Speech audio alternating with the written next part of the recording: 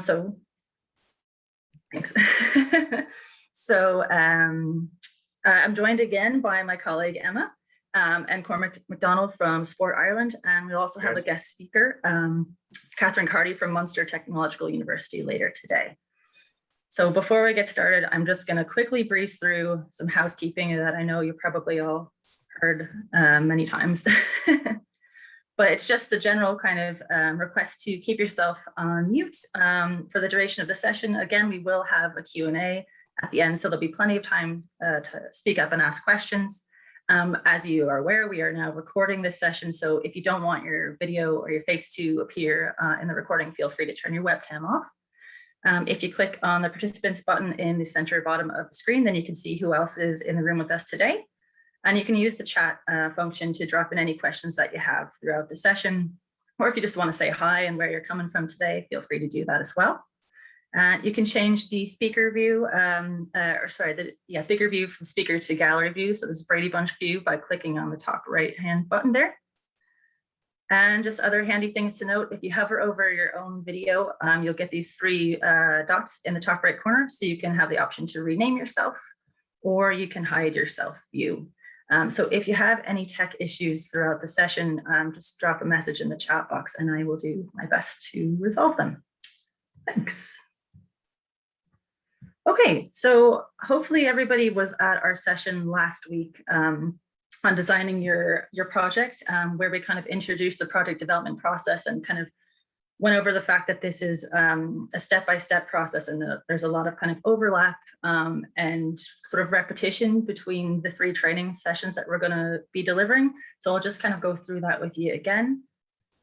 So at last week's session, we went through the first 4 steps, which was doing your research, consulting the relevant people, developing a concept note, and getting buy-in.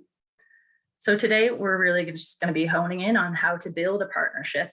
And there will be some kind of repetition from some of the kind of key concepts that we mentioned in last week's training.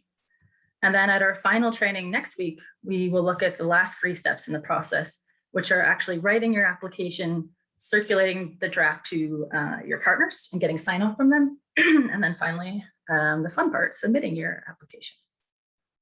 So just to be aware that we kind of designed all of these trainings, assuming that everybody's at kind of the same basic sort of entry level sort of area in terms of getting started with EU projects. So there may be more experience in the room from other people, but hopefully you'll still get something out of each of these trainings.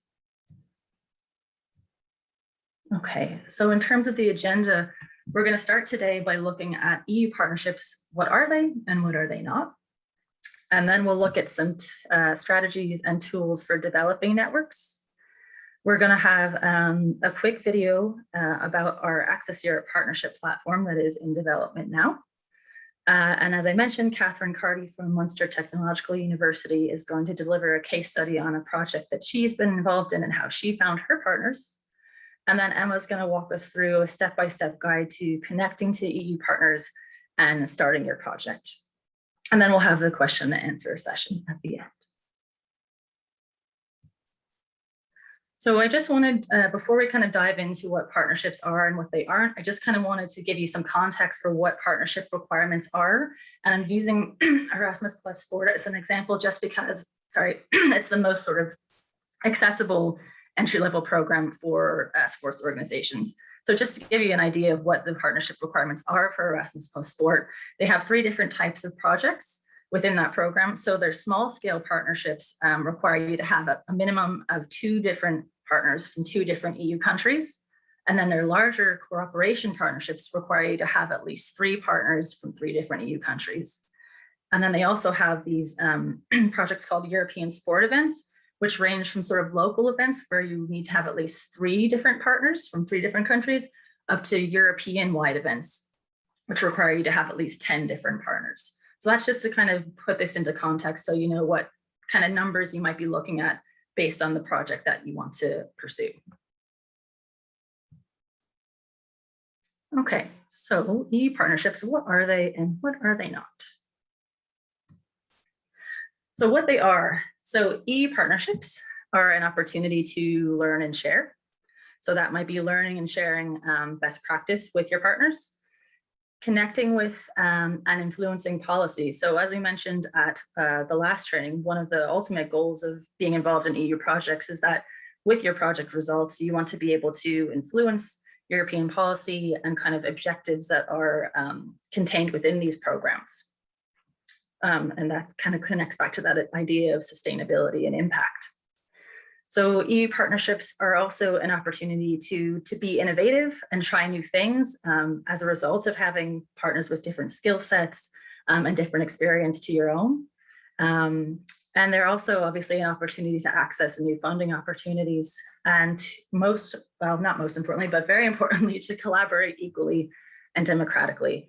So that means that it's very important that each partner in the project has a specific role, an assigned role, and that they have specific tasks that are designated to them. So everybody's contributing to the project and everybody brings something to the table. So what are they not? So EU partnerships are not an afterthought or an inconvenience. And again, this was mentioned in last week's training that it will be very obvious to an evaluator if a partner is just kind of stuck on the application just to kind of tick a box and say that you added people. They need to have a specific role. They need to be filling a gap in terms of skills or experience. They need to be sort of essential to delivering the project's results and activities. So also, they're not subcontracting or outsourcing. So it's not just you kind of delegating tasks to people. Everybody is equal and everybody contributes something. Everybody has a voice and a say in the project and the way that it's carried out. And again, they're not a tick box exercise. And also something to keep in mind is that EU partnerships are not without risk. So being honest here, every project has risk attached to it. And we are going to talk later about some of the red flags that you might look for when you're reaching out to partners. So that in mind, if you have good planning in place, a lot of these risks can be mitigated. And you will also have kind of the support from us here in Access Europe and Sport Ireland. So it's not something to be overly preoccupied with, but we just want to flag that there can be risks involved in kind of reaching out and working with external partners. Okay, so the next thing we're going to do is just a quick poll to see what the experience is in the room. So the poll is, how much experience do you have working with external partners? So I'm going to launch it here. And so there are 3 options. So lots of experience, so maybe various projects or initiatives that you've worked on with external partners. Some experience, so maybe 1 or 2 projects or initiatives, and no experience yet. So just give people a few minutes.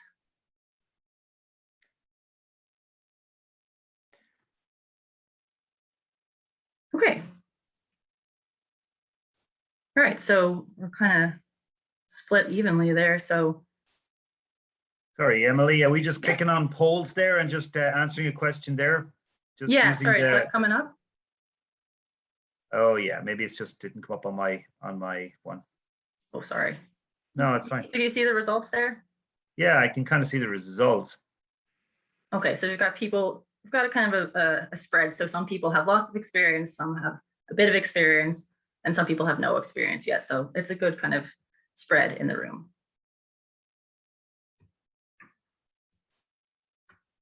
Okay, so this is just to say that as we kind of move through this next part of the training and the training in general, that there's no kind of set method or way to kind of build a project consortium or a partnership. So it's really, we're just kind of exploring methods that have really worked well for us here in the wheel.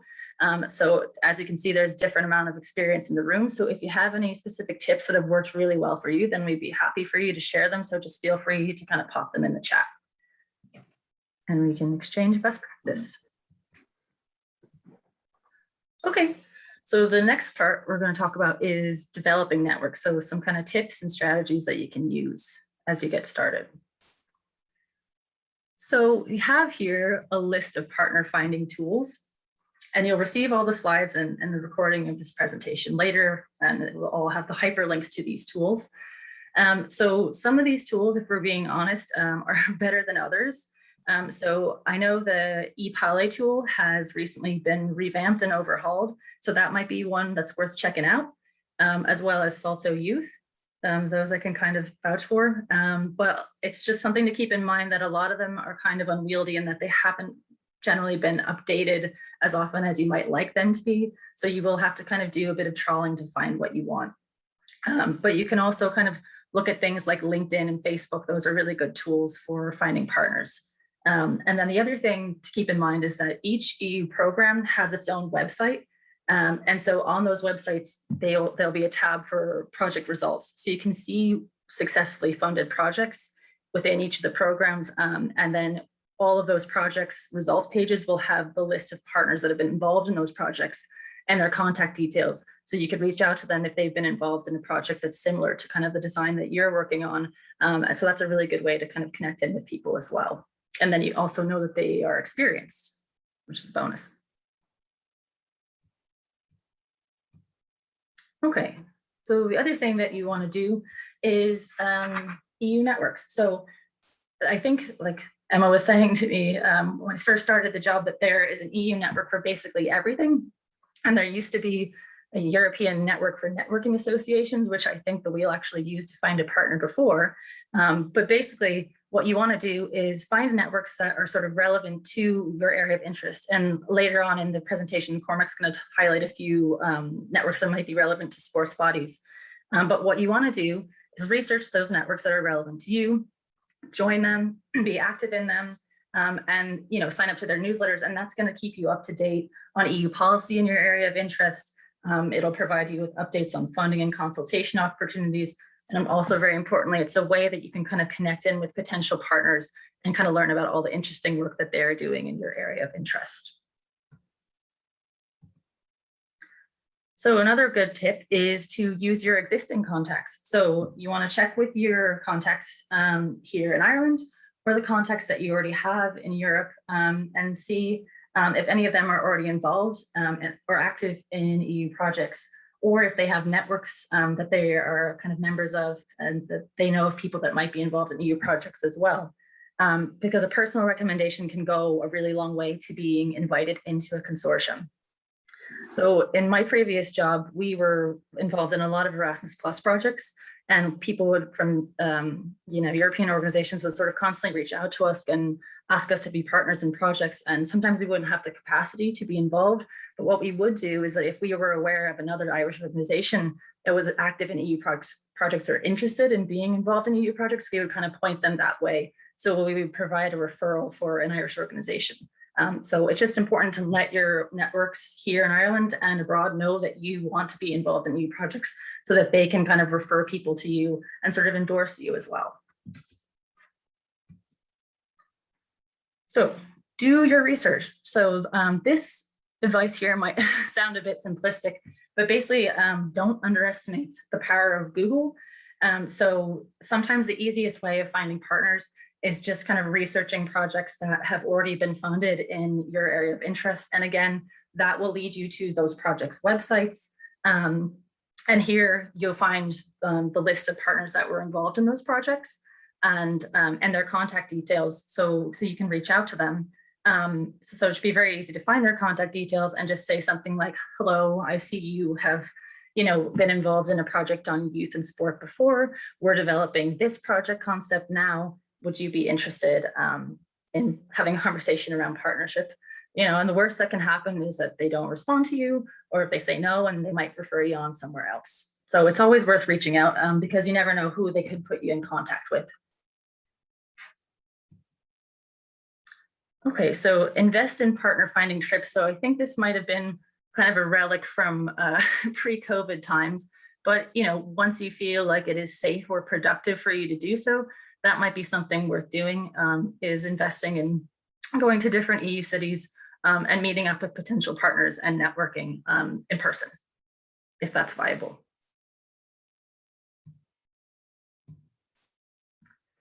And then this is just to kind of say that, the idea of putting together a whole kind of consortium of people can sound very daunting, but the truth of the matter is that you really only need to make a few good key contacts, and then they will kind of start inviting you into their networks. So more contacts will open up to you.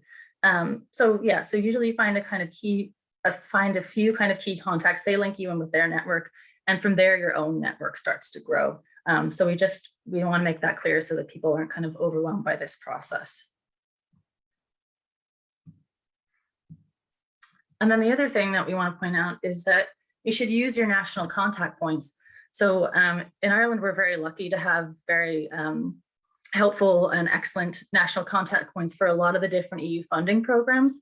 And these contact points can help you with your project design, let you know if your idea is a viable one, give you suggestions around developing it, give you feedback on your application, and they might also be able to help out with partnership. And sometimes they run partnership brokerage events. So Lergus is an example of a national agency here in Ireland. They're the national agency for the Erasmus Plus program. So I don't think that there is a national contact point, for example, for Erasmus Plus Sport. I think that's managed centrally in Brussels. But regardless, they have kind of somebody responsible in Brussels that are generally very responsive. And so we kind of have a list of all those contact points if anybody has questions about who they should reach out to for kind of advice about specific programs. Okay, and so what we kind of want to emphasize is that while we would never discourage people from leading projects, there is a lot to be said for being a partner first and being invited into a consortium by an experienced coordinator. It can be really helpful to kind of learn the ropes in a really sort of lower stakes role in a project, and that can kind of help you to sort of build your own capacity before taking on the responsibility for coordination. So kind of keeping that in mind, and also sort of being aware of the gap in the English-speaking partner market because of Brexit. Access Europe, we're really eager to find ways to sort of promote Irish organizations as partners to European organizations, and also broker partnerships where Irish organizations would be invited into these consortiums. So we do have a plan for what that will look like, and we're developing a partnership platform to do that. My colleague Christina is leading on that, and so later on I'll share a video that kind of walks you through what that partnership platform looks like and how you can get involved. But for right now, I'm going to turn it over to Cormac just to talk a little bit about some sports networks that you might want to sign up to or take a look at.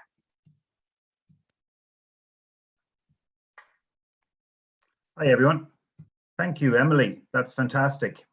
That's a great initial guidance point for everyone.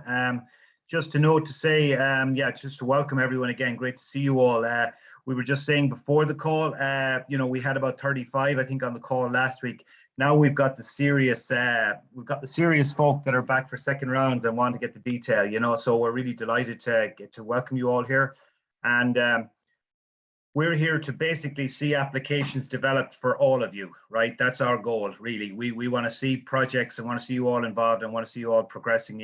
As Emily said, either leading or indeed partnering on projects and in 2022 and hopefully beyond. So look at Emily and Emma just asked me to speak briefly about again, just expanding this the European networks, European sport networks specifically.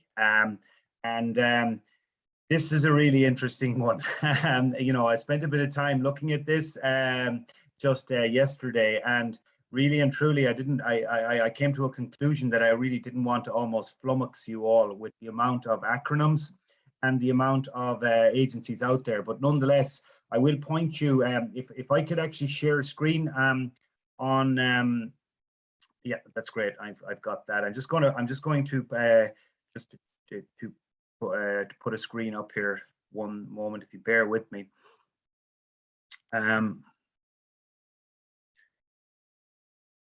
So the reason that I've actually decided just to put up a screen here, right? This here is again, it's referring back to the European Commission's sport landing page. We referred to it last week as a real go-to for information about policies, funding calls, various things. Now, we were involved with the European Week of Sport. We're coordinators of that in Ireland. And of course, we're in European Week of Sport this week. And so there's a ton of stuff going on around the country. And obviously some of you guys will be involved with projects around the country. But what I just thought was useful here is just under the European Week of Sport Partners section, there is a ton of networks listed that is useful to have a look at, right? And so what I would say to you all is, as the guys have said, there are networks out here that are sport specific, that are physical activity specific, and that are networking in a generic sense across organizations that have an interest in that sport, physical activity is their area. Within these networks, you have many members.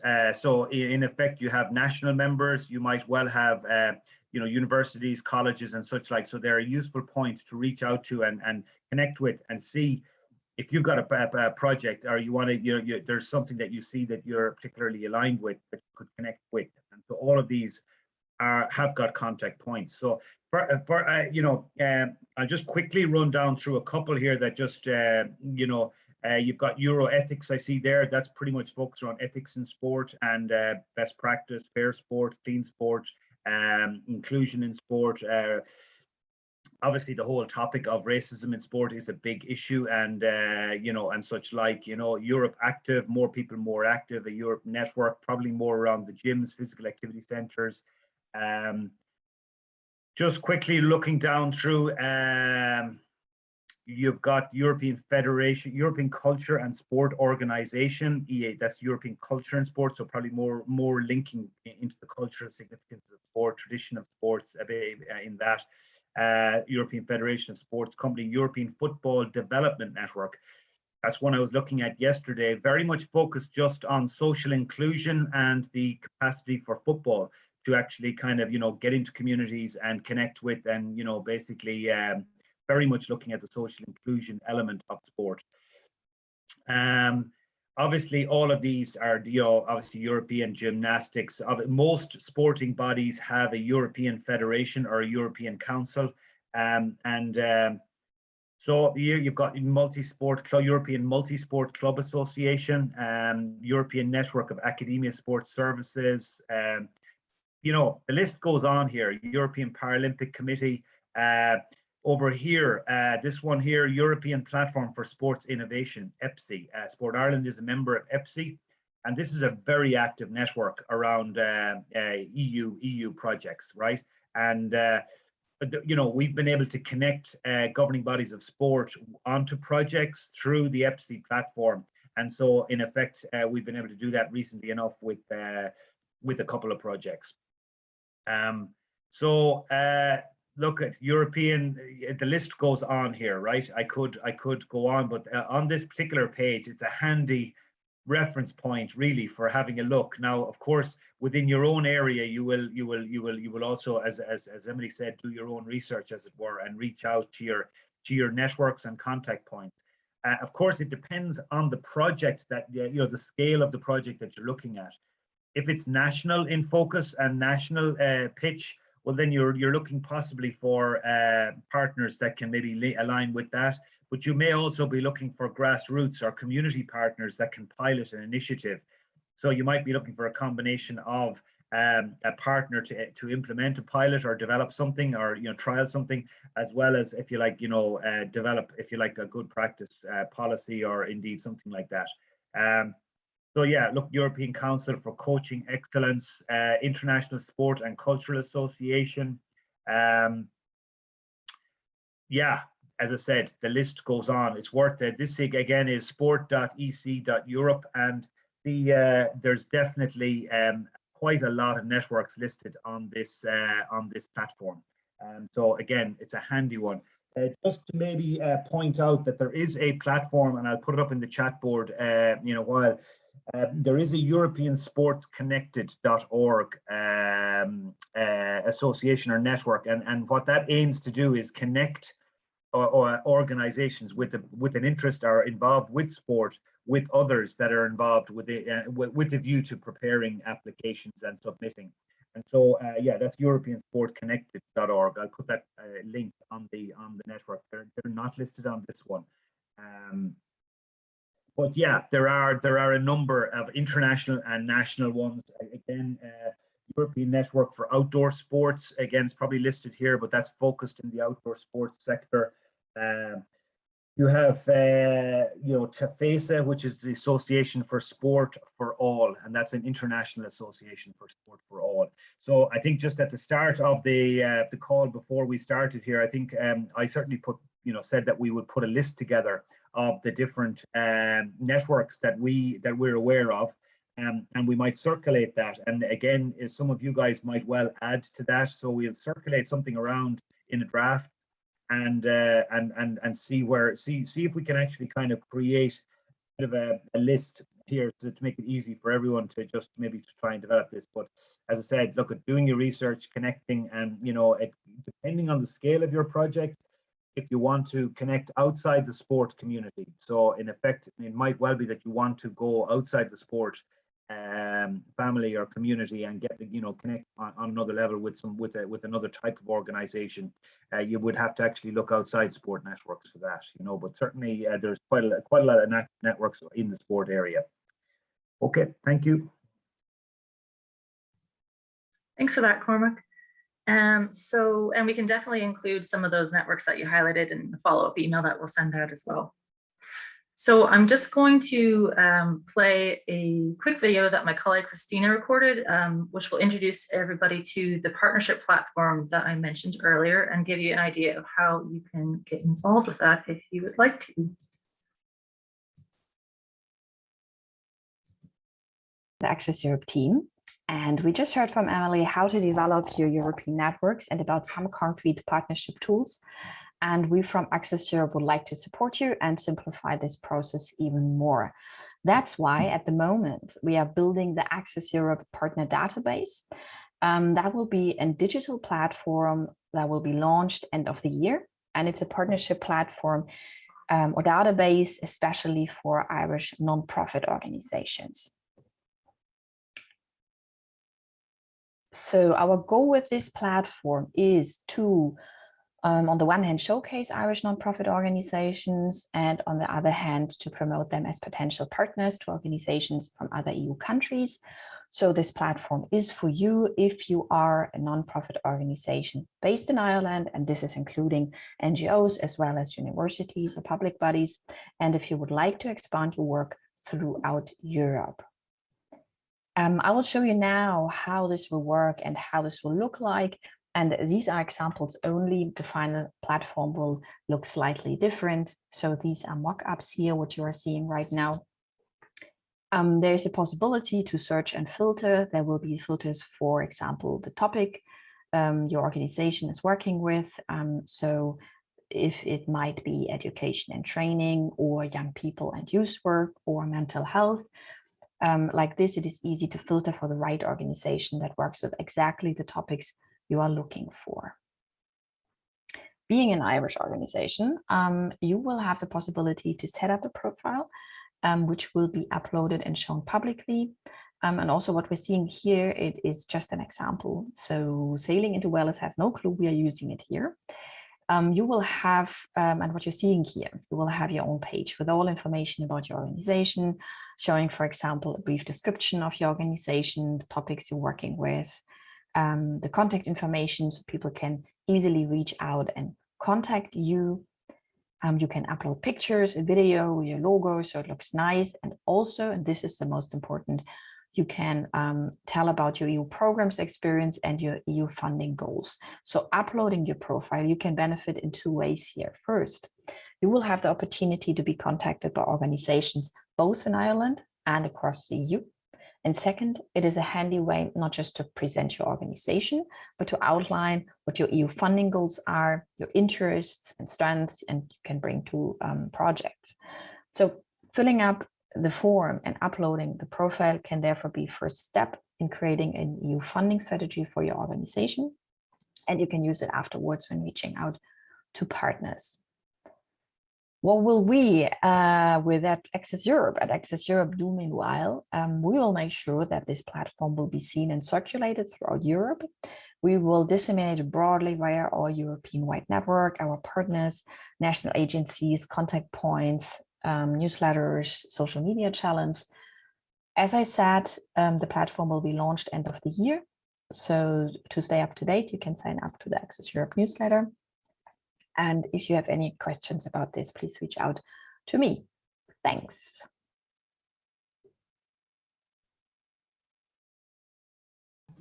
Okay, thanks to my virtual colleague, Christina. And now I'm going to hand it over to Catherine Cardy to give us a case study.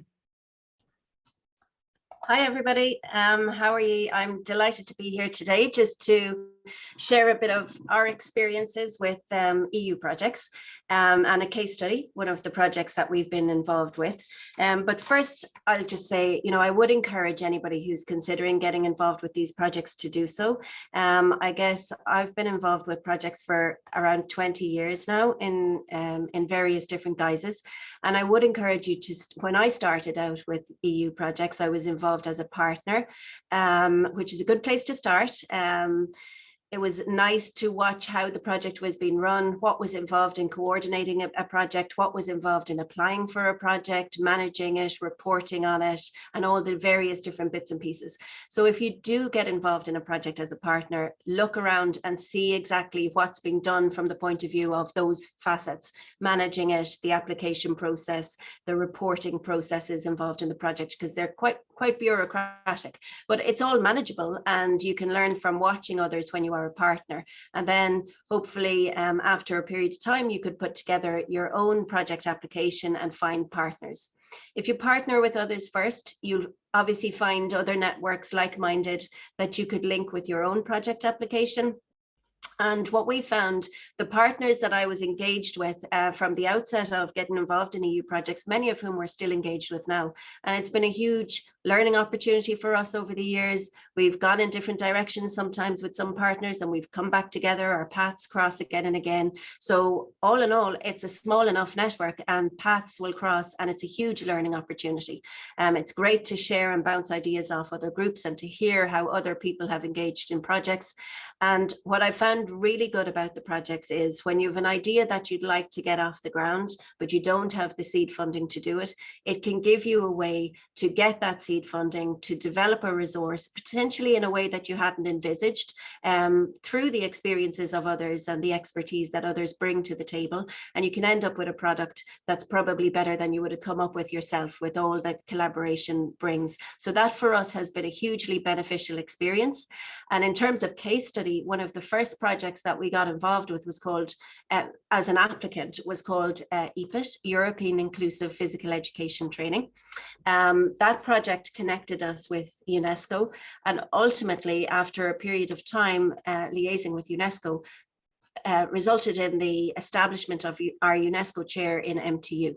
So that kind of emerged originally out of an EU project, so has been a very beneficial and transformative output of a European project for us. We've gone on to develop lots of other European projects and partner with projects, but also coordinate projects in different areas over the years. I have to say they've been hugely positive. Obviously, you will have projects where sometimes partners aren't maybe pulling their weight the way you would hope they do. That happens, but with good management and the partnership coming together as a team, you'll get around these factors, and you still will have the benefit of learning, of kind of European integration, European collaboration, professional development, personal development, and the networking that comes out of it, that you just don't know on which area that's going to help you in. Our experiences have been hugely positive, I have to say, over the years, and it's not something we've just dipped into and then you're out of. It kind of changes the way in which you think about work objectives, the way in which you collaborate and develop things.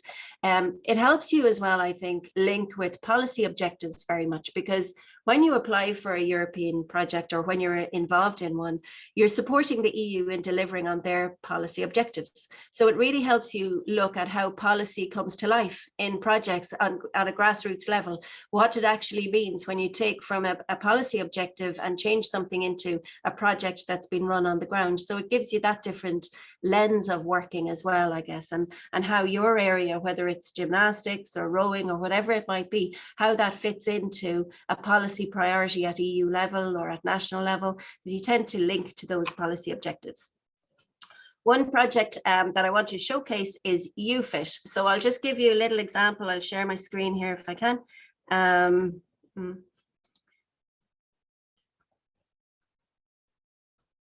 And show you our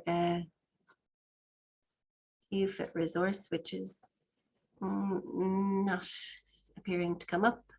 Just 1 second. I'll just check my screen. So UFIT is a project we applied for a number of years back. It launched in 2015 in Marseille in France. We had the launch there with the global industry body who were a partner. ERSA were a partner with us there, but we launched at their conference, so bringing together the stakeholders. UFIT stands for Universal Fitness Innovation and Transformation. And here's our website. So obviously we launched in 2015. This is 6 years on. This project is still live. So when we applied to do this particular project, we knew we wanted to develop a resource to build capacity of people to work with people with disabilities, build capacity in the fitness sector, so health and fitness clubs around Europe. We knew that there wasn't a lot of inclusion happening, and one of the roles of our UNESCO chair is to increase access to sport, physical activity, fitness for people with disabilities. So we applied for this project and were successfully awarded it. We had our partnership ready and we developed a capacity building resources to encourage fitness clubs to become more inclusive of people with disabilities. So the project ran from 2013 to 2015, and it continues to run today. So we used the project funds to develop, I suppose, the capacity building resources, everything that we needed to get this project off the ground, but with interest in the longer term goal of what the UFIT project was about. So we still run it.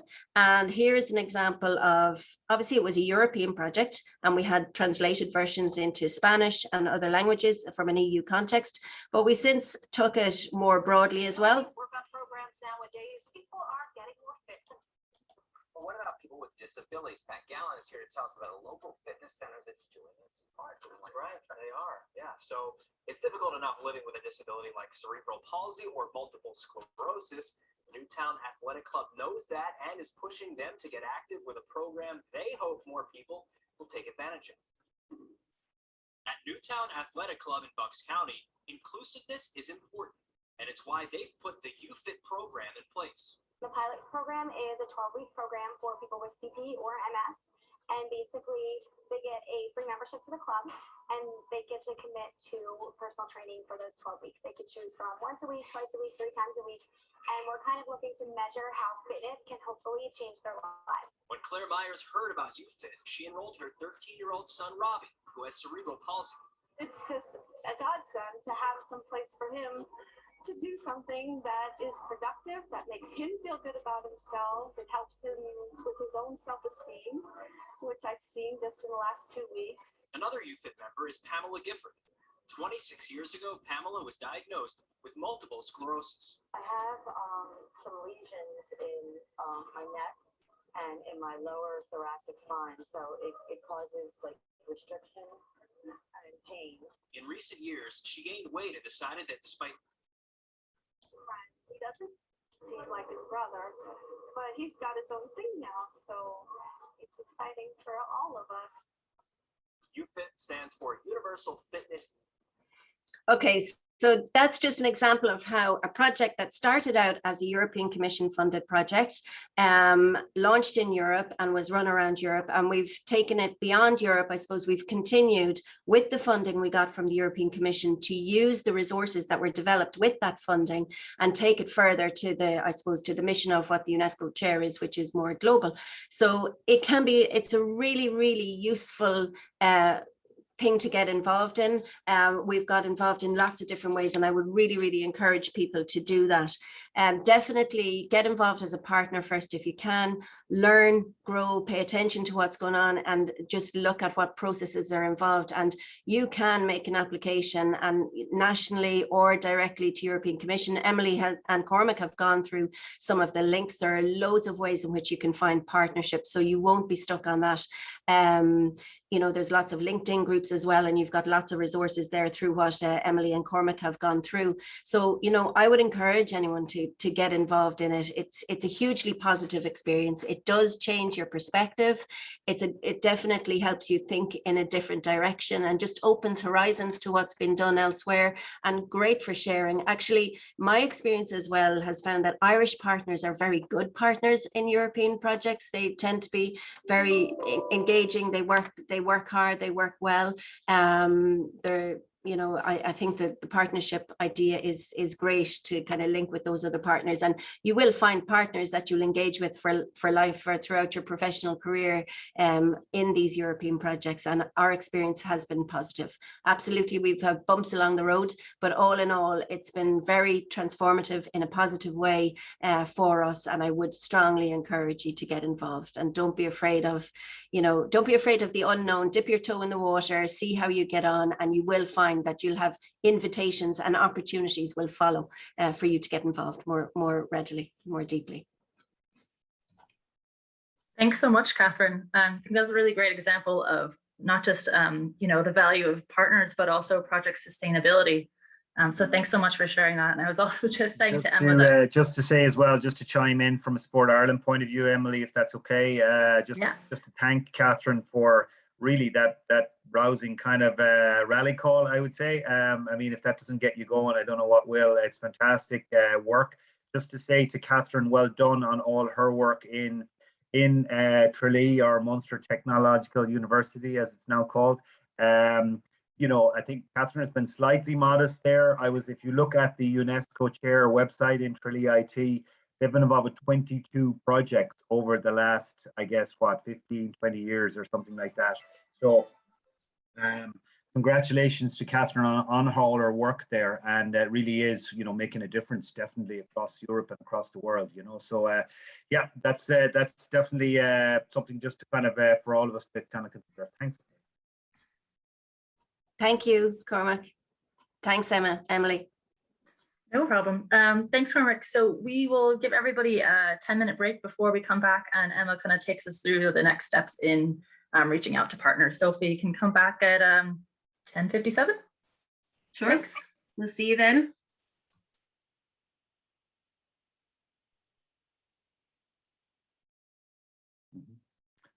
Catherine, are you still there?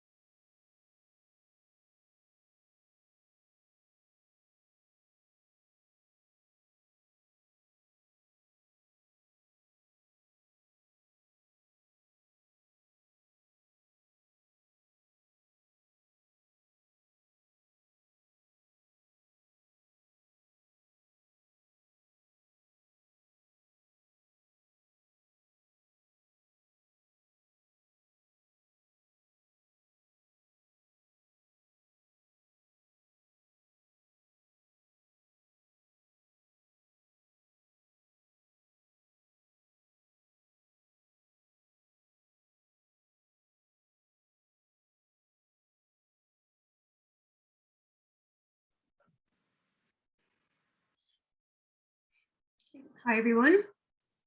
I'll give people another little while to come back. And I'm going to go ahead and share my screen.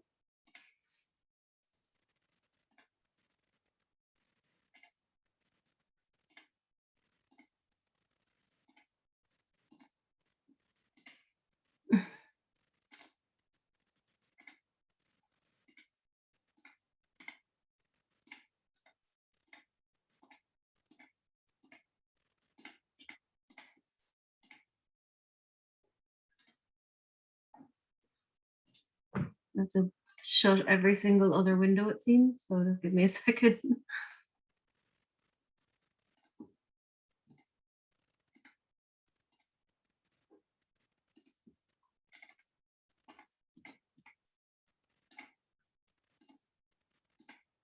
Okay.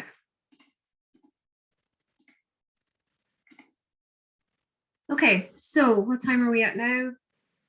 We're at 10. It's at 11.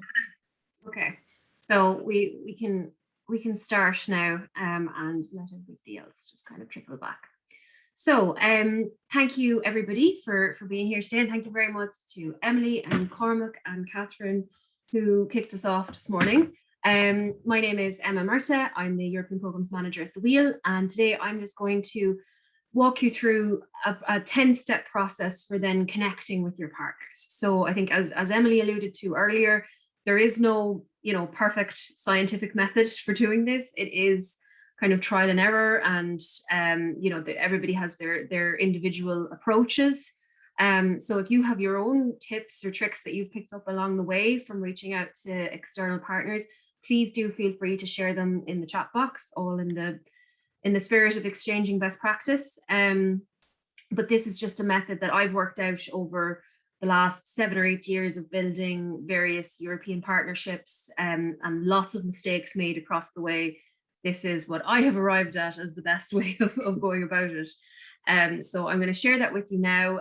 We did mention in our last training that I think most of you were at, around designing your European project, that before you even reach out to partners, you're designing what type of partners, or you're choosing what type of partners you need. So for example, if you're doing a project about best practice of volunteering in sport, maybe you're reaching out to not just other sports organizations, maybe you're reaching out to volunteer bodies. If you're producing some kind of e-learning module for coaches or whatever it is, maybe you are reaching out to a partner who has digital expertise or expertise on e-learning or things like that. So you will have chosen, I suppose, at this point, before you even start reaching out, you will have identified what kind of skills or experience or networks that you need to make up your project. And that's going to be what you're going to start searching with. You're going to be looking for a specific type of partner.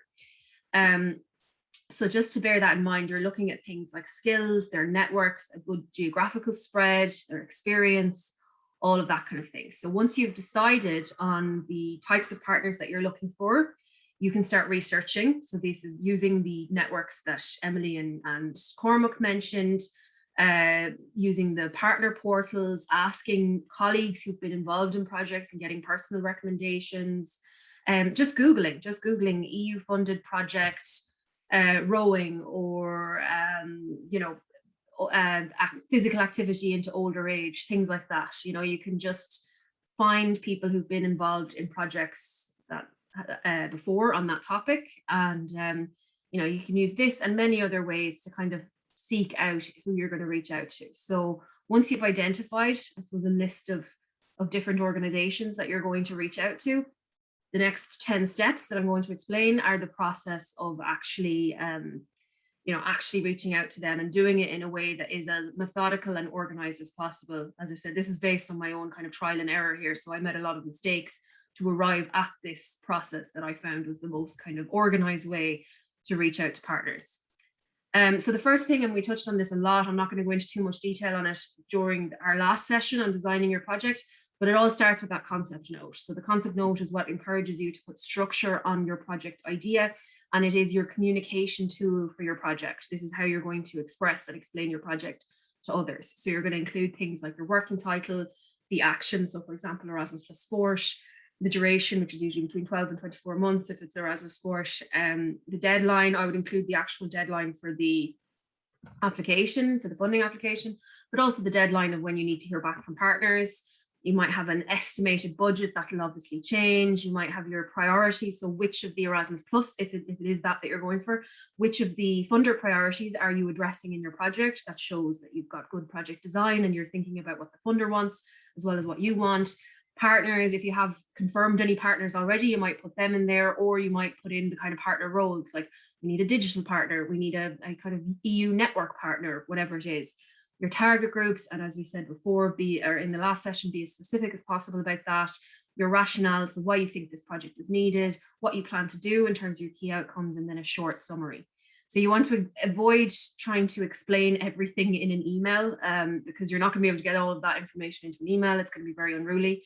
And it's something you need to do anyway, to put structure on your idea and ask yourself all of these questions and kind of flesh out what it is you want to do. So that the concept note is an essential step. It helps you clarify your idea and it becomes a tool for communicating your idea to your partners. So that's the first thing that you need to do. And then the next thing is about reaching out. So this is everything that we were talking about earlier on this morning. So once you've identified your partners through various networks or through previously funded projects or through colleagues or through whatever it is, you'll usually have an email address for them. So, and it's time to actually reach out and introduce yourself and introduce your project. So as I said, keep it brief, put your detail in your project note or your concept note. You want to keep the actual email itself brief and to the point. We're all very busy. We all get a lot of emails. So, the more succinct, the better. Look for actual people if possible. So often, if you're trying to find a website for a particular organization, you're looking for an email, like go to the team page and scan the roles, and if they have their email addresses listed. So like if you were inviting the wheel into a project and you were looking through our team page, you'd be looking for somebody like me, you'd be looking for European Programs Manager. Because that's definitely who you want to reach out to when it's to do with a European project. So you can kind of scan who's there and look for the relevant person. Sometimes you have to use the contact forms, but certainly a personalized email is always best. Explain how you found them, give them a very specific kind of call to action, and don't be shy. I think Catherine touched on that today, and I think everybody's kind of mentioned it. The worst that's going to happen is they're not going to email back. But sometimes people get very kind of worried about reaching out, particularly if they're very new. Or worried about reaching out in English as well, because they're like, oh, is that presumptuous that I'm assuming that they speak English? If they're involved in EU networks, if they're involved in European projects, and if their website comes in English, you can feel confident about reaching out to them in English. They'll be used to it. And again, the worst thing that's going to happen is they're not going to respond to you, which is not the end of the world. So definitely don't be shy about reaching out or worried about, oh, will this seem strange or will they understand? If they're involved in European projects in any capacity, they will be used to receiving these types of emails and they will be used to communicating in English. So this is an actual example that I just pulled from my own email. So we recently had a project about social enterprise funded. So we applied for that earlier on this year. So I was in charge of, I had to build a consortium, and somebody just coming in, so I just admitted them. So I just hadn't pulled the actual example of this email. So I found this lady, Mary Rose. So I introduced myself. My name is Emma. I'm the European Programs Manager at the Wheel, and explained what the Wheel is. I said, I hope you don't mind me reaching out. I found your organization via the CESPA project, in which you collaborated with Limerick Institute of Technology here in Ireland. So I explained how we found her. I said, I'm in the middle of preparing an Erasmus Plus collaborative partnership for the 20th May deadline on the topic of social economy and social enterprise. We're looking for experienced partners with whom we can collaborate. We are specifically interested in partners who can help create a digitization module for our course, which is why your organization appealed to us. I prepared a project concept note, which is attached, which summarizes the proposed project. If you are interested, I would be happy to have a Zoom meeting with you to discuss potential partnering. Please let me know if you are interested. Looking forward to hearing from you soon. And that's it. And that led to a Zoom meeting, which led to Mary Rose and her organization Skill Zone being added to our project. That project was successfully funded and it's going to kick off early next year. We just pushed out the start date in the hope that COVID will have improved by then. So this is, that's exactly how it works. It's as simple and straightforward as that, as literally just sending out emails and being clear and friendly and setting clear calls to action. So in terms of the next step, oh, hold on, I have to press this button. Okay, so then, as I said, after that, I asked Mary Rose in this example, I said that we could have a Zoom meeting, and that's exactly what we did. I think it's a good idea at this point, you're meeting all your partners individually at this point. It can be a good idea to have a short presentation of your project prepared and allow them to kind of ask questions and make suggestions as well, because especially if they're experienced in European partnerships, they might have some really good ideas about how you could improve your project or add different activities, or there might be synergies with projects that they've already been involved with that could add value. So you need to give them an opportunity to ask questions and make suggestions. It's also an opportunity for you to ask about their capacity and their expertise and their networks and what they would add to the project. And a lot of it really is, realizing that you are doing them a favor here. So sometimes people act like, and again, this is just from my own experience of helping various members of the wheel to build partnerships. They kind of act like their partners are doing them a favor and that they're trying to attract them into the project. And I would say it's entirely the other way around. They're auditioning essentially to be part of your project. Obviously, if they're like a very high stakes, kind of a very large stakeholder who would add tremendous value to your project, then yeah, of course, it's going to be a little bit more like this would be a win for you to get them into your project. But by and large, you're essentially going to be doing most of the work of putting together this project. You're going to be doing most of the work of coordinating this project. You're the one taking the biggest amount of legal and financial responsibility for this project.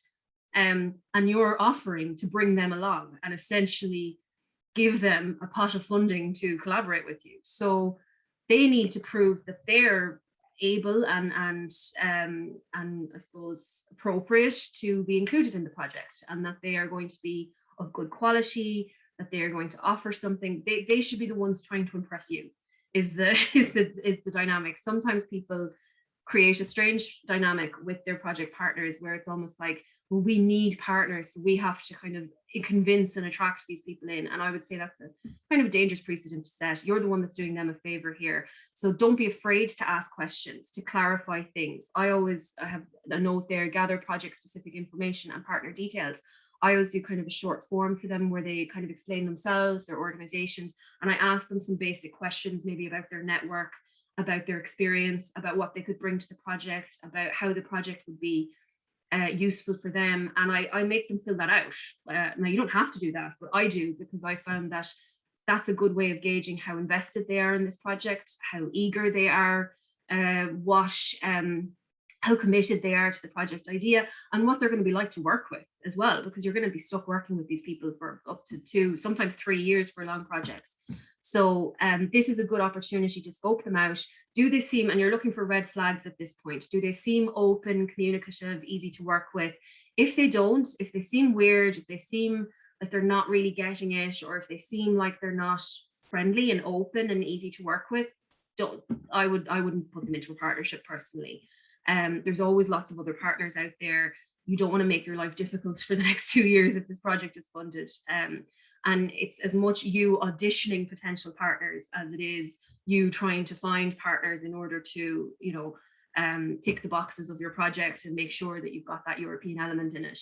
And this is, again, why it's so useful and important to start as early as possible, because the earlier it is and the more time you have, the more selective and discerning you can be about your project, your partners. And that's really important. Often people end up with bad partners because they just needed somebody to just tick a box and throw somebody in at the last minute, and then they end up being a nightmare to work with. So really invest in this process, because I will say as well that, like, even if it doesn't go anywhere, or even if your project is unsuccessful, that partnership that I just built there over this year, where that lady Mary Rose was in it, we have another partner from Latvia on that project. And it's great that it was funded, we're all going to work together, but the Latvian partner later reached out to us and added us to a project that they were writing. So it's always worth it. It's always worth investing time into networking and good partnerships. Even if your project isn't funded, you know, all of these connections always pay off. And if you find that somebody isn't being open or responsive or communicative or easy to work with, or you just feel like, okay, they're nice, but they just don't really have the capacity that we want here, or I don't think I'm not confident that they can deliver on this project, do not add them. It is entirely within your, you can just say, no, look, write a polite email and say, look, it was really lovely to meet you. We really appreciate the time. However, you know, we've you know, found a different partner, or we're at capacity for partners, or, you know, we feel like, you know, we need to have a smaller partnership, whatever it is, you know, just let them down easy. So never feel like you have to add them to a project just because you had this conversation with them. After that, after you've done all that process and you've hopefully then chosen your partners, now again, you can choose partners and then decide later on if they start to become awkward or difficult, you can decide to remove them from the project. But, you know, at this point, you've decided your partners, you decided who you're going to bring to the next stage. And so you're moving on to step 4, which is kind of tweaking and finalizing your concept note. So you're going to revise it, because during that whole process of scoping them out and gathering information and everything like that, you will have maybe gotten some ideas for how you could improve the project, and maybe added some activities, or maybe there'll be some of those kind of synergies with projects that they've already done. So at this point, you know, your first concept note is never going to be the one that actually makes it into the application. It can be revised. So this is the process of kind of fine tuning it into the actual project that you're going to write. So you want to then, because you've now chosen your partners as well, you can allocate clear and evenly distributed partner roles. As Emily mentioned, everybody needs to have a clear role, a clear purpose in the project, and a responsibility. It needs to, if it looks like you're too anxious to give any of your partners responsibility, an evaluator will see that. I've reviewed applications where it's, you know, the Irish partner will do this and this and this and this, and it's just so obvious that they don't know or trust their EU partners that well, or don't feel comfortable assigning them responsibility. But that's very important. And then once you've revised the concept note to include everybody's ideas in as much as possible, and you have a final project idea, you get your agreement from your partners, you circulate and say, right, this is the project we're going to write. Does everybody agree? And again, you're looking, do they have a clear role? Can they deliver it? Are they eager? So again, if you're starting to feel like, okay, you're not getting quick responses and people just don't seem invested, that's a bit of a red flag at this stage, and you might want to get rid of a partner. This is step 4A, because along with the concept note, so once you finalize and kind of streamline your concept note, you also want to do a timeline. This is one from, okay, you can actually see it's a bit small, but this is one that I did from a project years and years ago. This is actually a healthy active living for older people project, where I kind of used a visual representation that there was all the meetings at the top there, months of the project, the work packages, they used to be called IOs, intellectual outputs, they're not anymore, and all the key project events. So you can use a Gantt chart on Excel, or you can use something more visual like this, whatever works for you. And then a budget, I would create an Excel form that shows the breakdown of the budget so that you can demonstrate, again, these used to be called IOs, intellectual outputs, but you know, you'd have your project management implementation budget, your budget for meetings, your budget for the training. Sometimes there's training events and projects, the outputs, and then final events, things like that. So you would have a rough version of the budget at this stage as well, and you would circulate all of that. And then you have more consultation with your partners. So they'll usually have something to say about different things, and it'll take a while. Usually the budget is what they kind of argue with you about, but you'll take time to kind of hammer all of that out. And then you can have another Zoom. It can be nice to have a joint Zoom call with all of your partners at this point, just so that they have an opportunity to kind of meet each other as well before the project is submitted. And again, if a partner seems unresponsive or disinterested, I should be saying or, not of, disinterested at this stage, consider how they will be if your project is successful and work starts. So again, this is, you know, when I think it was both Catherine and Emily alluded to risk, there is always risk involved in projects in general, but especially projects that involve external collaboration.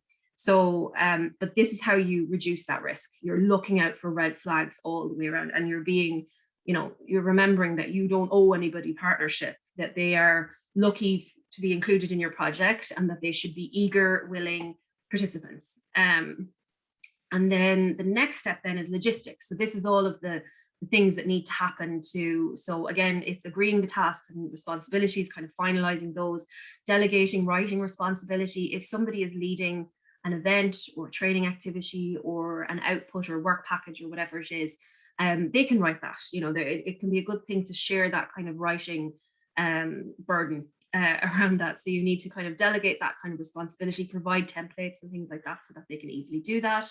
If there are any legal agreements, so for example, mandates, there are in some Erasmus Plus projects, there are mandates, but not in sport, as far as I'm aware.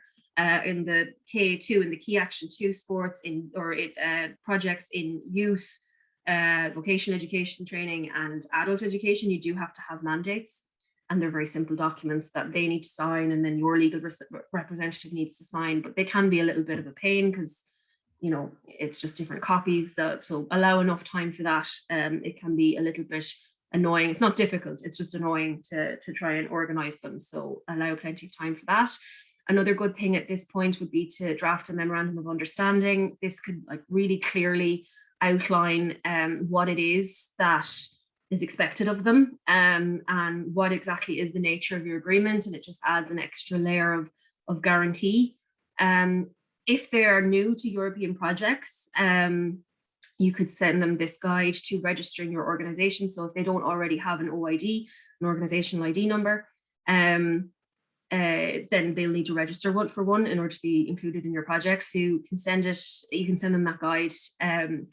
It can be, it can be really good to include new partners. It's risky. It's always a bit riskier to involve new partners, but the evaluators do like to see new people brought on board to the project.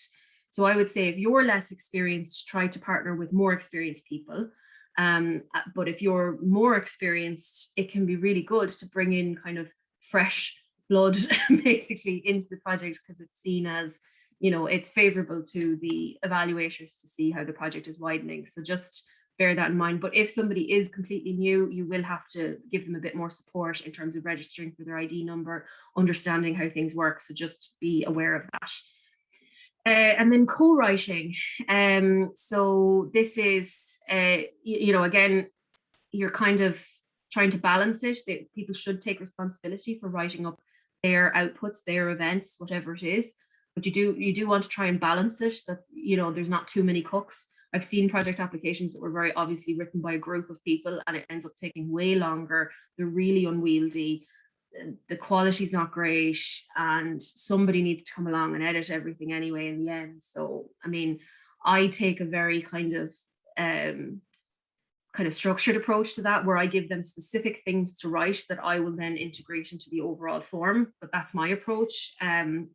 It's not the only approach. Some people prefer to create an editable, like a Google Doc or a Teams doc where everybody can feed in. It's really your individual kind of preference. But I will say that sometimes it can get very messy when lots and lots of people are writing one document.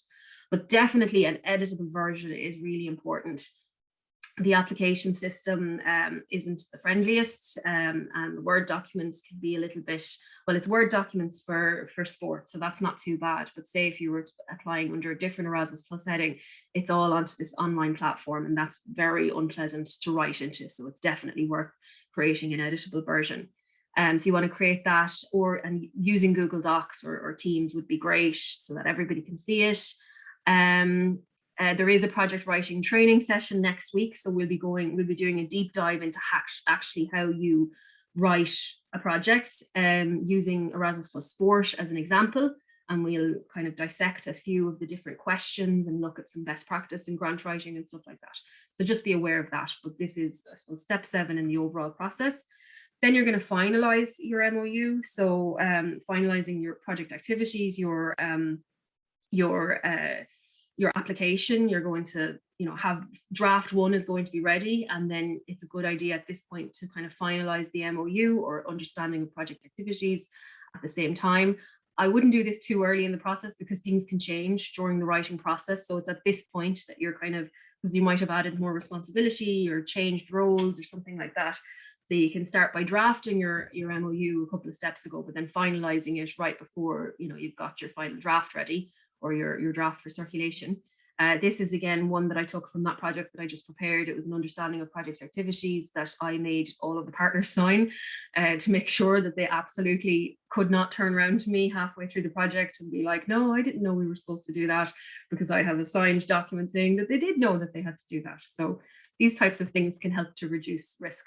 Yes, you want to finalize the draft of the project basically and the MOU and get that signed, and then you're circulating it. So yeah, it's good to have that editable document at least at this point, even if you haven't before, or to use the cloud, and then allow them to give feedback on the application. Give them a good like 3 or 4 days to read it, to give some feedback, to leave comments. And then once they've done that, incorporate their feedback if and when it's necessary, and then finalize a kind of second draft and a final budget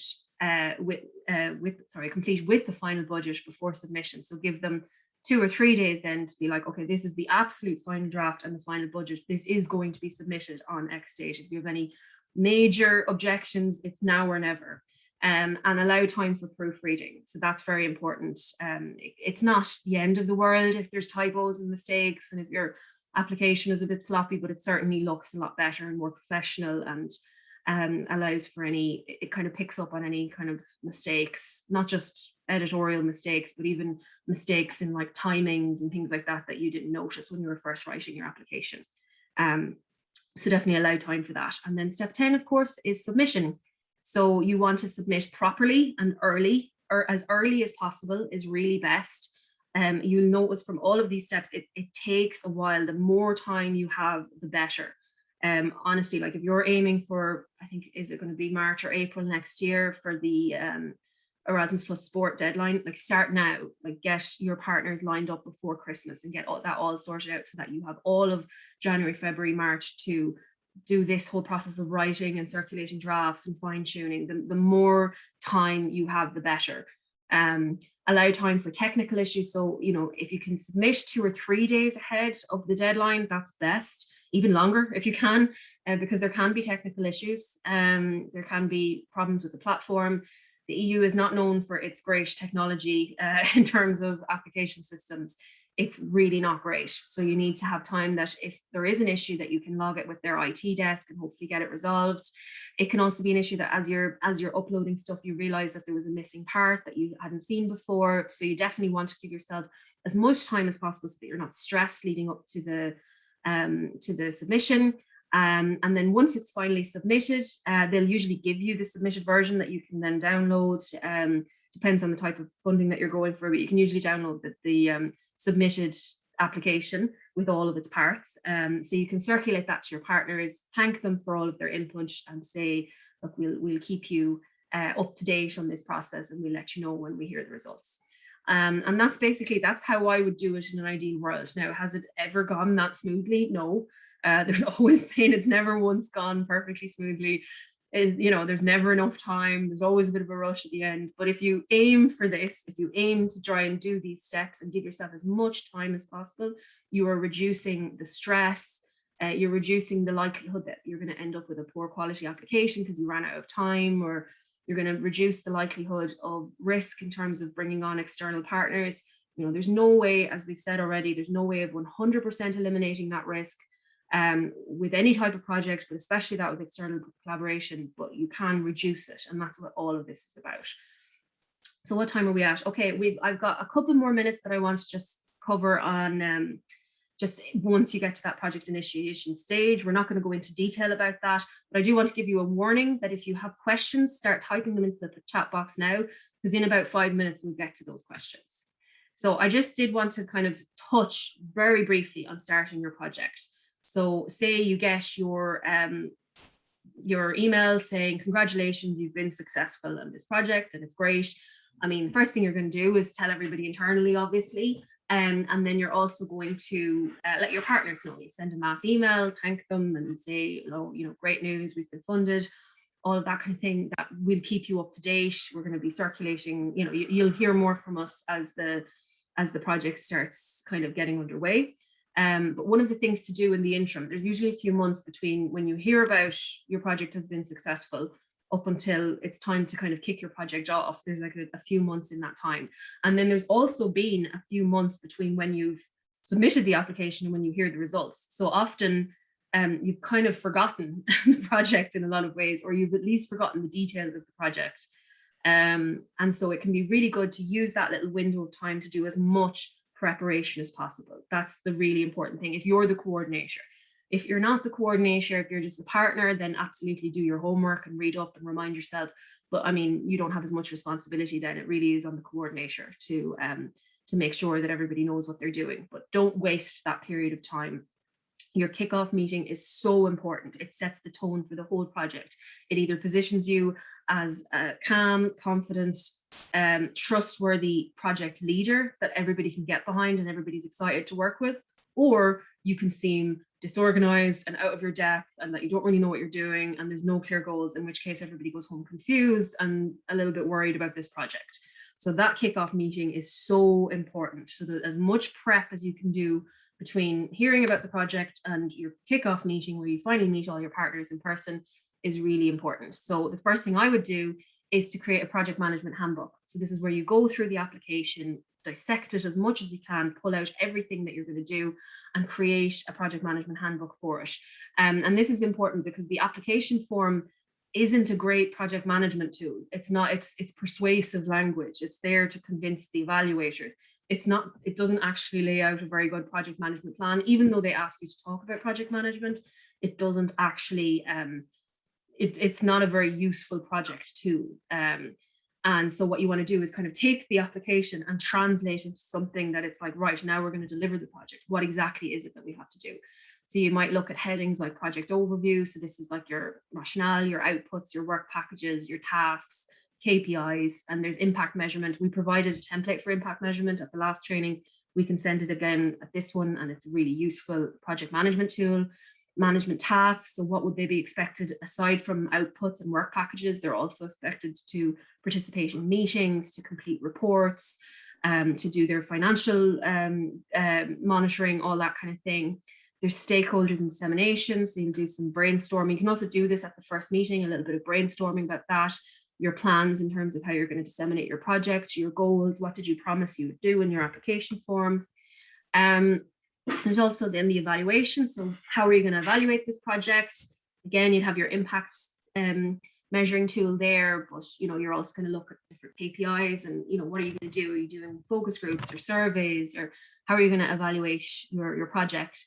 Risks and opportunities. So you could start kind of a risk register and an opportunities register, and you can revisit that and use that throughout your project. And then internal communications and conflict management. So how are we going to communicate with each other? What are our ground rules? If there's a conflict, how is it managed? All of that kind of thing. And then any financial and legal guidelines that were provided by the funder, it can be good to have them there. So using that time between a project, don't just kind of, don't focus too much on the meeting. The meeting is very important, but it's the prep that goes into it as well. And then when it does come to your meeting, a typical meeting, you'd spend kind of day one understanding the project. So you'd start with some icebreakers, you'd do some ground rules, and you'd use your project management handbook as a tool. So like to kind of keep bringing people back to the handbook, that the answers are in the handbook, and encourage them to kind of use that as a tool throughout the project. And then you look at all the different work packages or intellectual outputs or activities or events and spend some time doing that and dissemination. And you're aiming for lots of brainstorming and interaction. You want to have activity leaders lead on their topics. So if somebody's in charge of a work package, it's not you that's presenting it, it's them. And set immediate goals and timeframes. Sometimes I've been at meetings and they're great meetings, but everybody goes home and was like, oh, that was fun. There's no actions from it. So you want to always bring it back to, okay, how are we going to action this? And what are our deadlines and what are our goals? And then the next day is often spent kind of understanding the partnerships. So again, you do some warm-ups and team building, and this is all around risks and opportunities and conflict management and quality standards. Like, does everybody have the same idea of what quality is, and what does that look like, and what's expected of all of the partners? Progress and finance reporting and partnership agreements, all the kind of logistics there. And then obviously the next meeting, often you kind of prove that a meeting has happened by issuing these certificates. So you might do that. And then it's an opportunity to observe and learn about your partners. Now, obviously, there is so much more to project management than that.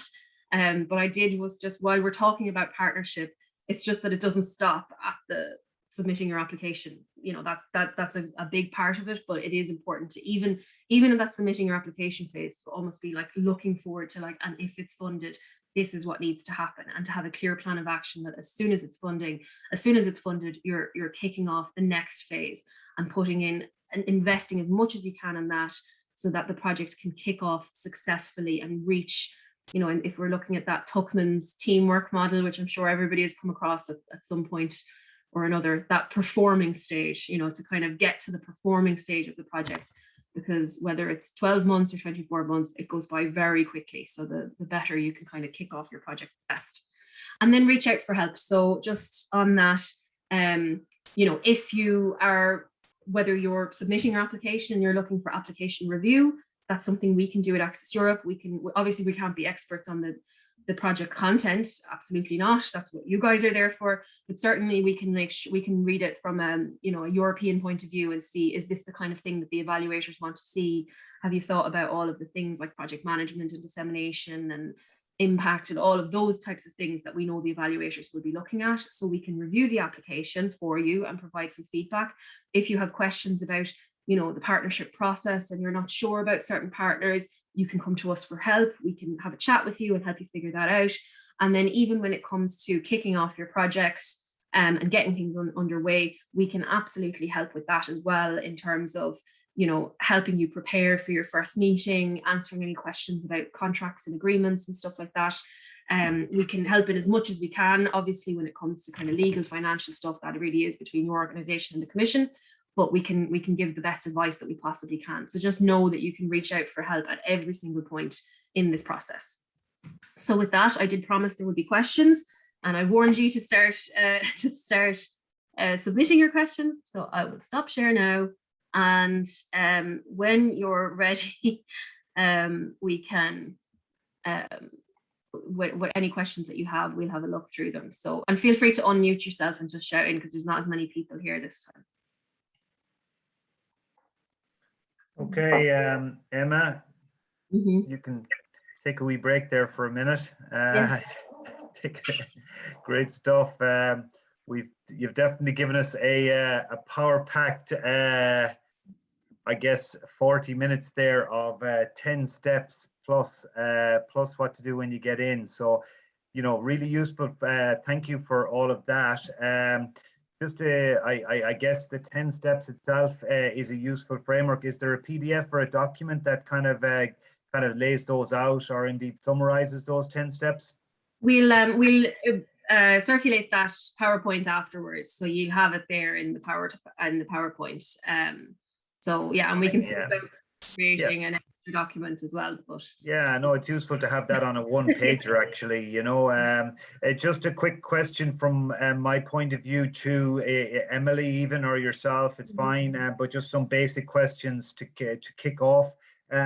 Organizations really should register for the European Commission and get an ID. Is that correct? They should. You know, they should register really on the portal pretty quickly if they're interested. Well, what I'm saying is that these are the type of things that should be done early and out of the way type things, so that you're able to submit your application when you wish, you know, and so it's not something you're leaving to the last minute type thing. Is that process is pretty straightforward, right? But it's straight. You go to where's the portal? Can you type that into the chat function? I can. Where you register. Yeah, I can do. Just one second. It's hyperlinked in that presentation. At least the guide includes the links, so you'll have it anyway. But just out of curiosity, just the people on the call here, can you give a thumbs up if you've already registered with the European Commission and have an ID number? So what that means is that you have a login. You have a username and a password to be able to log into a portal. Yeah, stick your thumbs up there, guys. If you have, I know we've got 3 there. I see already have registered. That's great. So look, I would say that that's a first step for everyone, really. You know, that, you know, in a way, it's kind of those type of small things that you can get done, so that you're in the system and you're beginning to tune into the world of what have you. Secondly, just the mechanics of actually submitting an application. Is that normally at this point for most of the Erasmus projects, is the application typed in on screen, or is there attachments that actually kind of go with projects? So is there standard, you know what I mean? Like, is it a case that you type it into a template and it just submit it and save as you go, or is it a case that you would need to add an attachment? Okay, so it depends on the type of funding. So if it's Erasmus plus sport, then you log in and there's 3 parts. There's A, B, and C. A is filled directly into the portal. You download B, which is essentially a Word document that has all of the questions and tables for filling in your work packages. And that's the guts of your project. That's the actual project itself. And then C is all of your kind of declarations and box ticking and the last kind of bits of detail. So you can work on section B, the Word document, and use that as your, you can edit it, you can leave comments, stuff like that. Okay. You can so just to clarify there again, that document B, can you download that document once you've created an ID and the call has opened? It's accessible, so you can actually kind of download the documents and you can be shaping your application around what's required in the application forms from fairly early on. You can do, and you can. We'll also have a look at that form next week. So at the grant writing session next week, we'll do a bit more of a deep dive into that form and into what specifically is looked at. And then you PDF that form when it's done and upload it to the platform and you press submit. Now, if you're applying for any other type of Erasmus Plus, it's all done in an online platform. You fill in everything there, which is kind of annoying. Like it's good because you're not, you don't have as complicated of a Word document, but it's annoying because it's not very pleasant to type in your project to a platform. It can be a bit slow and clunky and things like that. So in that case, I always create a Word document form for myself. I go through it and copy and paste all the questions and have like tables and things like that to make it easier. So yeah. Okay, great stuff. Look, guys, if everyone on the call here just wants to put their cameras on and take an unmute off if you want, and just basically throw out any questions you have. Now's the time. Let's hear what you're thinking, and is there any aspect of that 10-step process that really is kind of going, that doesn't make sense, or it's not really, I'm not sure how to do that, or I really don't know where to even start, kind of any feedback or comments welcome. Hi guys, thanks very much for the presentation. This is Derek Vaughan here from Growing Ireland. Just on the registration itself, how long does the registration itself take just to get that number? Is it just a quick registration? It's very quick. It might take, you fill in details that you will already have.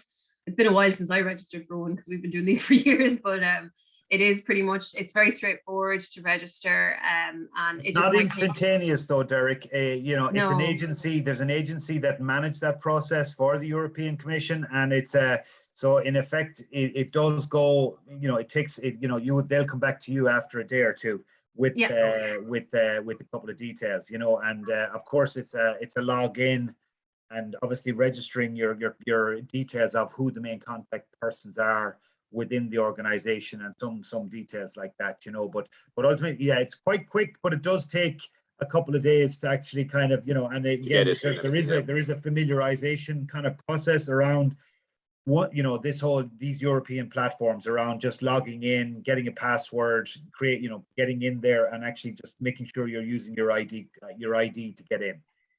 Perfect. Thanks, Cormac. Nice. Any other? Hi, Emma. Hi, Diane. Hi, everyone. Can you hear me? Yes.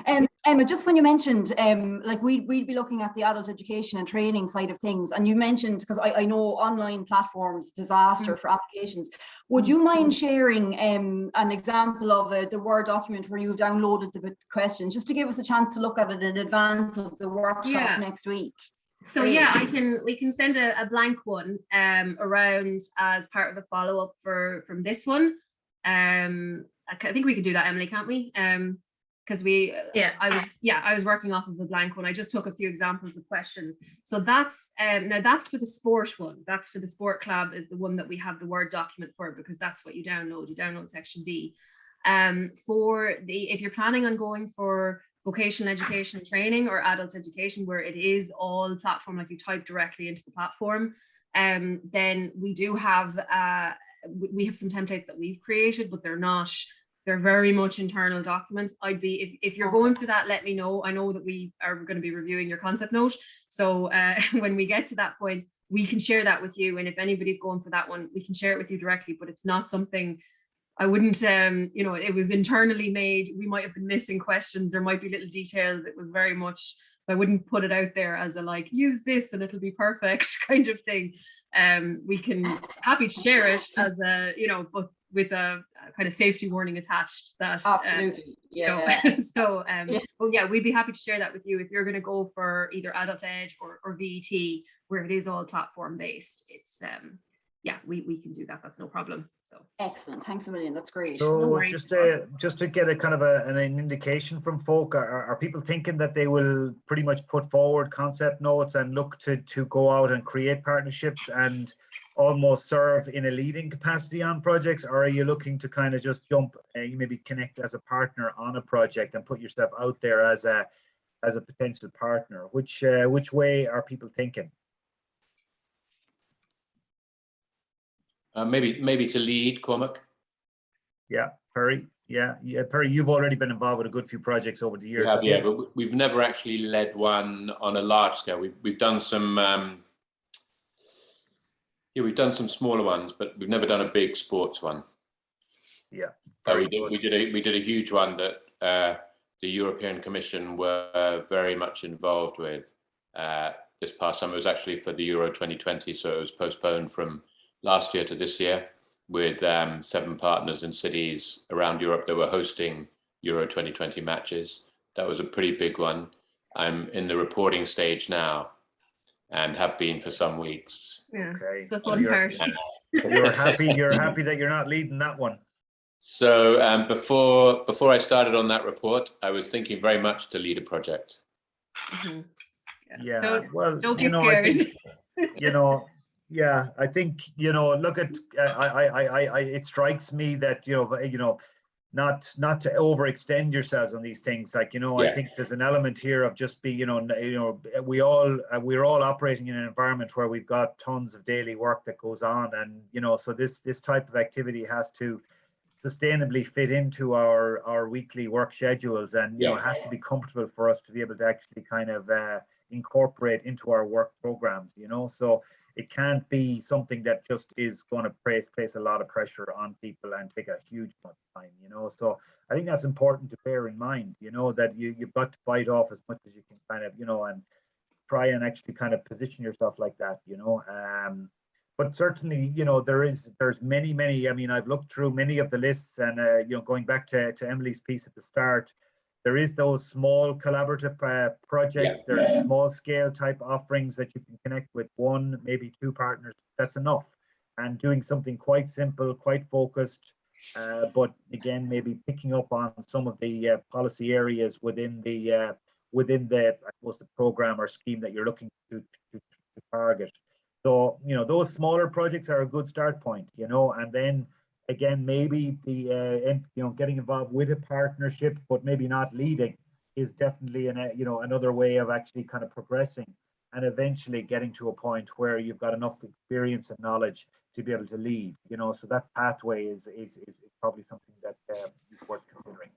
Yeah, I would say as well, just on that reporting, like depending on what one that you're going for, they are getting better and they're streamlining it. So if you're going to go for Erasmus Plus, adult ed or VET or youth, they have a much more streamlined reporting system where it's all based on lump sum. It's not that you don't need to demonstrate any actual costs. So that really streamlines reporting. So that's one thing to consider. They're still using the kind of old method, the actual cost method in the sporting one. So it can be a little bit cumbersome, but having really good systems set up from the beginning can make it easier. There's nothing worse than retroactively trying to go back and look for evidence and track things. So the more kind of prep that you can put in, it'll never be easy. It'll always be a bit of a pain. But there are things you can do to reduce that kind of administrative burden in as much as possible. And we can help with that, you know, in terms of we've definitely had that experience of where we weren't prepared before. So we're very happy to share what helped us be more prepared for future projects. So just on that, I think.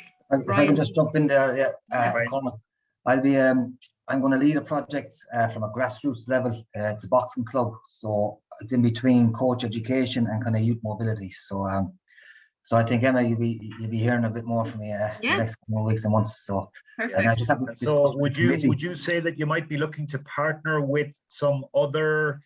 Are you going outside the sporting the boxing, if you like, sector for partners, or are you looking for something that's, you know, more youth, if you like, you know, development partners, or do you know what I'm saying?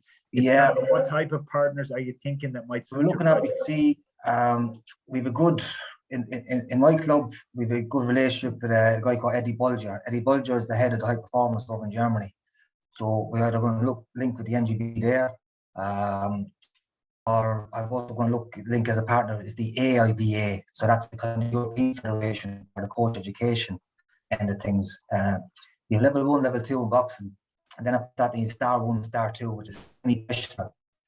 That's something we're looking at here in Waterford, because there's a couple of people who want to go professional now, but a lot of them have to go to Dublin. Like there's very, very few star 1 coaches here. So that's the way I'm going to go. The application is small, but the idea, because a lot of disadvantaged youth might give them a platform to go into professional boxing. So it's potentially, you're looking, of course, there at this whole area of education and employment opportunity, and kind of like a whole element here of kind of pathway. So it's probably more in that sport employment sector where you're and you're focusing that on potentially, if you like, you know, disadvantaged communities, and you know, basically kind of obviously, and then of course you know, the whole contribution to volunteering in sport, you know, so it's quite going in that space, you know. Included then the workshop day will be workshops. So we'll have, like, I got Zor Antia down. Zor's the head, just for those who don't know, Zor's the head coach at the high performance unit. So he would have coached Katie Taylor and John Evan and all of them. So I had him already through the sports partnership to help the clubs of Waterford on a couple of workshops. So I just want to open that more and bring in Europe. So we go to Europe for a couple of workshops and bring our partners over here, i.e. Germany. Like we're still but again, you know, it's this whole thing just strikes me there, Brian, and not wishing to kind of jump across you or anything like that, but the you know, I suppose the European dimension to this, of course, is what you have to think about. Like, you know, again, the sharing of good practice. What's worked well in other countries? What have other countries done really successfully in this space? What's really how can you share that knowledge between yourselves? And then how can you actually kind of shape something and pilot something and run something in Ireland, possibly, that, you know, but it's as much around, you know, what are all of those other partners in Europe? What are they getting from this, and what's Europe getting from this project, in the sense of, well, what is it actually giving?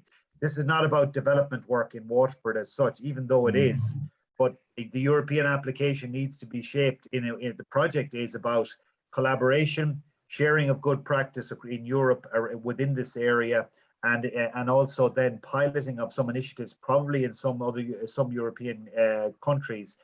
So and then you know, seeing how that all goes and where is it going to go to after that, you know. So there's a good bit around that. It's not just development work within Waterford and getting something off the ground. It's actually probably not even that at all. It's probably helping you to understand what could work in Waterford, so that the next phase might well be, well, now you've learned from others, and now you've actually you've seen and you've shared a lot of information, and now you can put that into action at a local level. And we can definitely help you with that, Brian, so don't worry about that. We can help you kind of add that European dimension and shape your project and everything. But it sounds like you have a good idea to start with, so it's just about kind of Europeanizing it, which is what we're here to help do. So definitely come back to us. Brilliant stuff. Anybody else got any projects in their heads or anything that they want to ask? Just a comment, really. This has been very informative for me, because when I joined the board of Rugby League Ireland, I was approached by the European Federation to lead a project, and I, of course, being helpful, said yes, no problem, whatever you need, and that's grand. Now, luckily, it didn't happen last time, so give me a chance to understand what's going on. But now, to be fair, I haven't been frightened off by what I've learned in the last couple of sessions, so it is fantastic.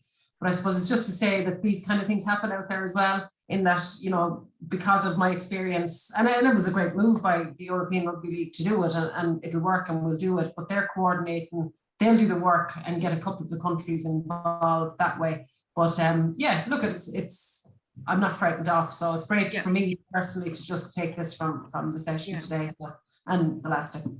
Yeah, and you will sometimes that often happens actually, where somebody approaches somebody else to be the lead partner, and maybe there can be you know, partnerships take all types of forms. If there can be an agreement that somebody's going to do the admin and financial side of things, and somebody's going to do the more coordinating activity side of things, or sometimes the coordinator does both. So there's lots of different ways. And I suppose, you know, it's to reassure you as well, if you do find yourself in a position that where you're managing a project for the first time, like, yes, we provide all the application support and everything, but we also do have lots of supports for project managers who are, you know, embarking on this for the first time. We have a network of project managers that meets quarterly, and we do kind of tailored trainings for European project managers. You can always just, like, we have that help desk support. So, you know, even just yesterday, I met with somebody from UNICEF who is managing their first major European project, and she had a question about finances and contracts and moving budgets between. So we had a quick chat, and I was able to kind of give her a steer there. So you'll never be on your own with it if you find yourself. Yeah, that's great, Emma. Myra, best of luck with that project. Sounds really interesting, and of course it's going to connect you with a lot of European partners. And look, hopefully as well, as COVID restrictions kind of move, we'll be able to travel around Europe again, and we'll be able to actually have in-person meetings and be able to actually meet up with people and get to know, you know, broaden your own network. And that's the big win, if you like, really, for European projects. It's making Europe smaller, creating those networks, and that allows for other collaborations to happen and other projects to emerge from that, you know. Just a question, Emma, and just Emily, you know, the platform that you're creating there that we just heard about, what's your timeline for that? When can actually, when can sporting bodies, you know, basically kind of get themselves listed on that? It looks great, by the way. It looks great. It looks really, really good. So we're aiming for beginning of November. I think, Emily, isn't that the most recent date? So we'll have our kind of end of year one conference for Access Europe, which is our program that is funded by the Department of Foreign Affairs. It's what's making our jobs and all of this training and everything free and accessible for everybody. So we're hoping that we'll launch it, do kind of like a soft launch in November, let people play around with a bit, and then properly launch it then at our conference, which will be later on in November probably. So but the best thing to do is great to know that. Great to know that, of course. And you know, as you said, it's a case that I think, you know, we hopefully all of the sporting bodies that are on this call, you know, if they want to put themselves up there, of course, just get the basics up there. You know, you can always say no, you can be up there, and if people contact you, you can still put a note up there which is like, you know, not really available, or, you know, maybe, you know, just you know, that you're not available in 2022, for example, or you're looking for maybe after 2022. You know, if that's what you're looking for, you know, you're maybe, you know, you can specify if for example you're up there, you want to put yourself in the shop window, but you're saying, you know, that you're not available until 2023 maybe, or if that's something that's on you should be able to do that. And also it's a good way of, like, even as a, you know, when you're reaching out to other organizations. So I showed that example email there, like, you know, you can say, you can read more about us here and link to your profile on the platform, and then they can see who you are, some nice pictures, what your EU goals are, what your capacity. So it's a really good way. Like, when we're advising organizations that are totally new to EU funding, the first thing I tell them to do is do a European development plan, where they kind of figure out what is it they want to achieve with European funding, and what can they bring to the table, and what are they looking for. You know, it's a good way of clarifying it so that you have a strategy and you're not kind of blindly going to, you know, random projects.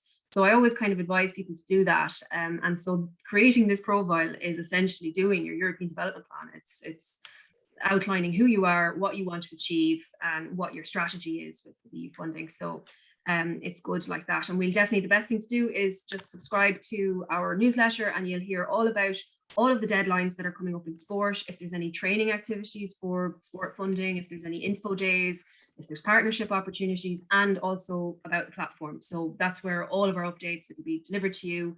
It's in the chat there. Emily put in the link. So it'll be delivered to your inbox once a month, and it has all the information you need to stay up to date on what's out there. So we definitely recommend that.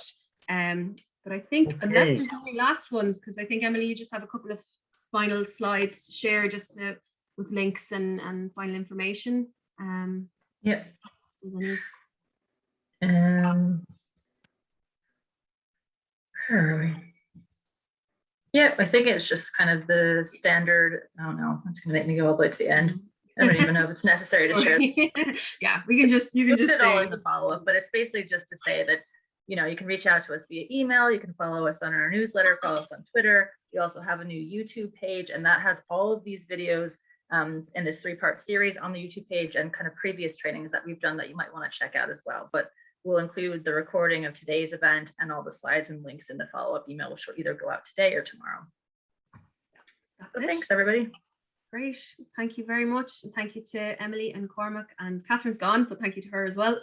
So, and thanks to everybody for your questions and your engagement and everything. And I can see Cormac put his email address into the comments there as well. So make sure you save that and you can reach out to him. But that's it. Okay. Guys, thanks to the team in the wheel from the sports sector. Yeah, best of luck. We will see you all next week for the 3rd and final install. Hopefully we will see you all again, but it's very much filling in, developing the forms next week. So yeah. What I would just encourage everyone is to just get the concept note and actually start working on that. You know, if you've got a project, start work on the concept notes that's ready to go for next week almost, so that you're able to workshop that.